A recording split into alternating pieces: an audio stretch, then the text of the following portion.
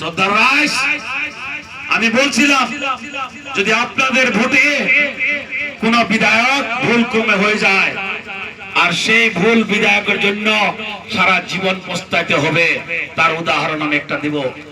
যাদের নামে D voter আছে, আজকে 20 বছর 25 বছর হয়ে গেছে, ডি ভোটারের কেস এখন পর্যন্ত শেষ হয় নাই, তারা কেস চলতে আছে। মাঝে মাঝে আপনার ডি ভোটার কেস শেষ হয়, একটা দুইটা করে জেলে নিতে আছে, ডিটেনশন ক্যাম্পে নিতে আছে না, এই কথা বলেন।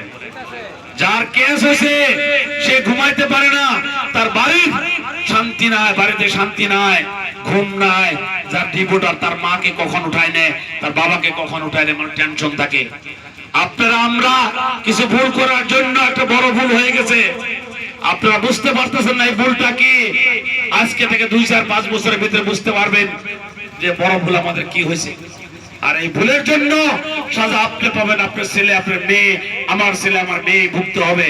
তার উদাহরণ হচ্ছে এনআরসি করা টাইমত। এনআরসি চলাকালীন প্রায় 65,000 মানুষের নাম এনআরসি থেকে বাদ পড়ছে, আপনারা খবর নাই আপনাদের।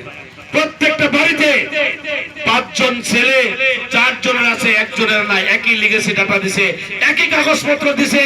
5 জন মেয়ে, 3 জনের আছে, 2 জনের নাই, নাতিনের আছে, নাতিনের ছেলের নাই, ছেলের আছে, ছেলের বইয়ের নাই, ছেলের বইয়ের আছে, তার মার নাই, মার আছে, বাপের নাই। প্রত্যেকটা পরিয়াল আছে কি নাই, কথা আপনারা বলেন। এই ভুল বিধায়কের জন্য হয়েছে। ইলিয়াস দা আজকে নাই, তার বিরুদ্ধে কবর দেওয়ার ইচ্ছা নাই, কিন্তু ইলিয়াস দা যে ভুল করছে, আপনার যে ভুল আমরা সিলেকশন করছিলাম, এই ভুলের জন্য সাজা ভুগতে হবে। এনআরসির যাদের নাম নাই তাদের বিরুদ্ধে কেস আরম্ভ হবো, নোটিশ আরম্ভ হবো, কেস খেলতে হবো। কতদিন কেস খেলতে লাগবো তার সীমানা নাই। কোন দিন আপনাদের ছেলেকে, আমার মেয়েকে, যাদের নামে এনআরসি নাই তাদের নামে কেস হবে, তাদেরকে ধরে না